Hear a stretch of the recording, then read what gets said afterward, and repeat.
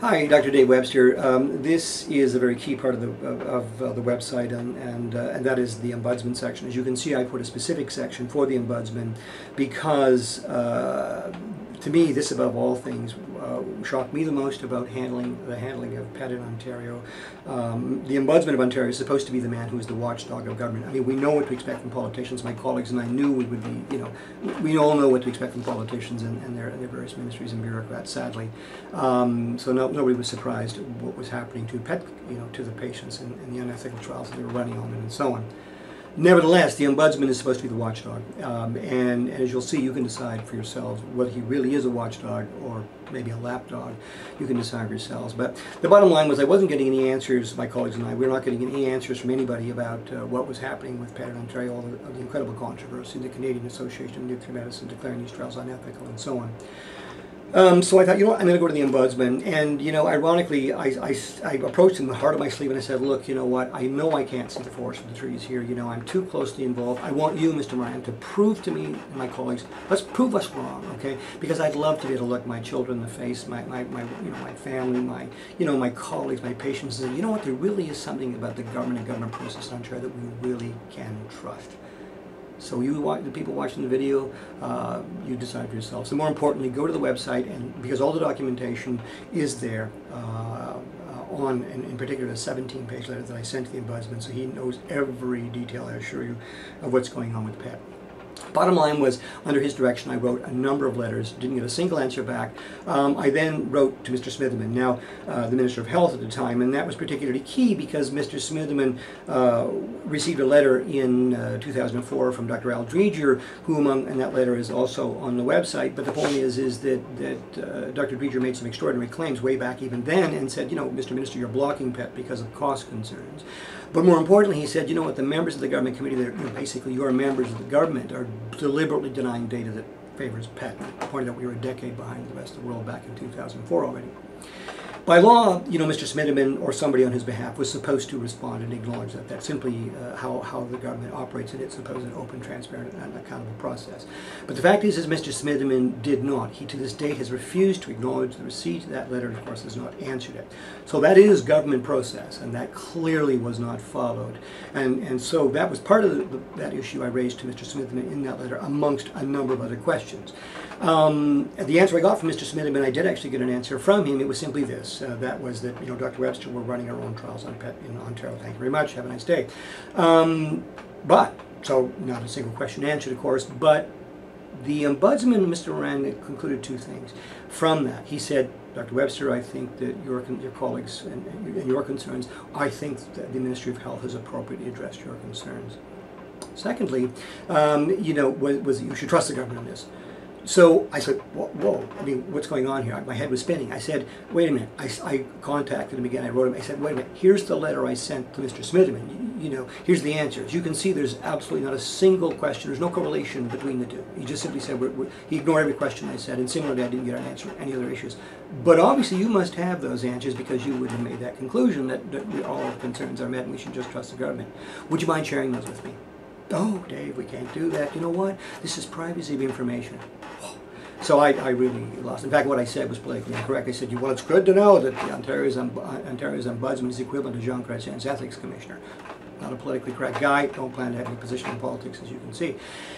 Anyway, bottom line was a couple of years, I think it was about a year or so later, a breast cancer patient complained to the Ombudsman. I thought, I'm going to give it one more chance. And so I contacted the Ombudsman's office, and I was put on to a file worker on that, and I sent an enormous amount of information to the Ombudsman, including a 17-page summary letter, which is on there informing Mr. Marin of every nitty-gritty issue behind the scenes, all the ugly stuff no one really wants, to be seen publicly, about the petty stuff between the radiologists and nuclear medicine physicians, and, whatever that's going on as to why there was issues behind the scene that allowed the government to do this, because people were bickering behind the scenes about other issues that weren't really focused on patients, believe it or not, and so on. That was all there, and I put them in contact with world experts and so on.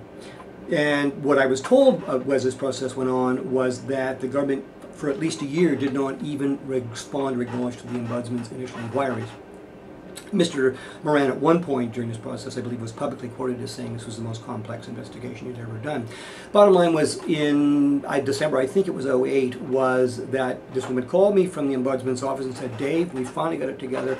You know, we've got a 35 or so page document, which is a summary of our questions and concerns and issues that we're going to address to the government. The Ministry of Health, we want an answer back by December, I believe it will be '09. Of course, February '09 goes along, nothing happened. This was supposed to come back, I'm sorry, in February '09. Of course, that date passes, nothing happens. That following June, I believe '09, what happened then was the Ombudsman makes his public statement as he does, his annual address or something to the press, and he said, you know what, the government's not really taking this seriously, whatever. But 3 weeks later, the government announces, among other things, that, you know what, we're actually going to start funding a real few number of PET scans under OHIP. You see, before that point, OHIP didn't cover any PET scans, but now they were going to do a couple. The most restricted access in the world, when I work in a PET scanner, where we struggle to find 3 patients a week that meet these strict government criteria that are covered by OHIP. Contrast that with Quebec, where, you know, one camera does up to 4,000 patients per year, which would be the average use. But this OHIP was graciously going to pay for a very limited number of scans. Whoa. What's Mr. Moran's response? He's happy. He closes it, said, you know what, I have no further concerns. You know what, carry on. I'm very pleased with what you're doing, how you've taken this report seriously. And by the way, I'm going to bear these reports from public view. The staff I was dealing with knew I was absolutely devastated, quite honestly. It was at that point I really made a decision that I can't do this. To me, I'm living in a Boy Scout version of Zimbabwe now. The man who is supposed to be the watchdog for the government has just dismissed concerns which are unprecedented in the history of medicine in this country. Unethical experimentation on cancer patients and so on. And he's dismissed all that. So I really basically gave up. And then I became inspired by Sam Bruno going to the dedications page, because that's in part of this is dedicated to. And Sam, I thought, my God, if this man on his deathbed, you know, can rise above these people like the Ombudsman and people he was dealing with and try and get some answers for Ontario cancer patients, the least I can do is make one final last effort. Except I'm going to do it publicly this time, because clearly every attempt to work behind the scenes just doesn't work, including with the Ombudsman. So I got motivated, and you know, I eventually produced the website. So what happened was, by the way, Sam really had the Ombudsman upset, you know, as he did Miss Matthews. You'll see on that video. There's another video in the Liberal section under Miss Matthews, because she actually wrote a letter to the Sudbury Star when Sam died, you know, because, you know, Sam was upsetting the government and was making noise they didn't want to hear. Anyway, the Ombudsman sent someone to Sam's house to, you know, to explain to Sam exactly why, you know, he couldn't release these reports, wouldn't serve any further purpose, blah, blah, blah. Eventually, so what I did was in June 2010 now, when I really first started working on this website, I wrote Mr. Marin and said, you know what, Mr. Marin, I am going to challenge you to put your career and reputation on the line on your handling of PET scanning in Ontario. Are you prepared to do that? Because I'm prepared to put my career and reputation on the line for patients in this province. And I want to tell you about some examples. I will be telling Mr. Andre Marin about the people that are caught in the splatter zone of what he's done supporting the government on this one. The people who have gone through completely unnecessary, horrific, you know, surgeries and so on that couldn't possibly work, or people that have died, you know, that could have done better if they had had a PET scan and so on. But none of this is happening because Mr. Marin, and he's one of the key players. If he had have stood up and done his job appropriately, maybe we wouldn't need his website. Anyways, that's what I've done, and so on the website there is the 17-page letter to Mr. Marin, amongst the letter that I wrote him last June and his response. And so what I want you to do is to, you know, is to challenge Mr. Marin on this very, very specifically, because Mr. Marin has utterly dismissed the concerns of the experts. The bottom line, you know, it's interesting, when I wrote him that letter last June, his response was unbelievably insulting. And Mr. Marin, I really resent that you would think I could be such a fool to be bought off by such a cheap, pathetic response. What you said in your letter, and you can see on the letter because it's in there, is that, oh, Dave, you thought my role was to determine what was the best role of PET for patients. No, I'm not. You know, that's not what I do. Come on, duh. You really think I would be taken in by that, Mr. Marin? I'm not that stupid. Neither are the people of this province. So what it is about is a government process, isn't it? And you've dismissed unprecedented claims of unbelievable things that this government has done as part of its process. Starting with Mr. Smitherman, who set the example by refusing to acknowledge a letter he was required to do so by law. So for those watching the video, again, I can't encourage you enough. You know, he's not going to respond to me. But you know what? if enough of us get on there en masse using the internet, get your own Facebook sites to challenge Mr. Marin to finally stand up and first of all release these reports. If he's come up with reasons to dismiss all these things about government process, great. I'd love to hear about them. We can all just go home and say, well, we might not like the answer, but we can really trust the government on this one, as he told us we should, my colleagues and I, or maybe we can't. So release those reports, every aspect of those reports, Mr. Marin.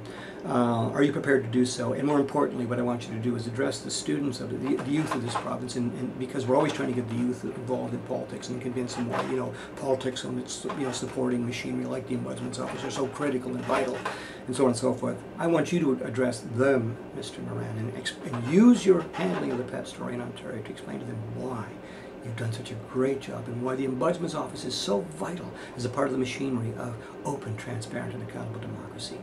Are you prepared to do so? We'll see. Thanks.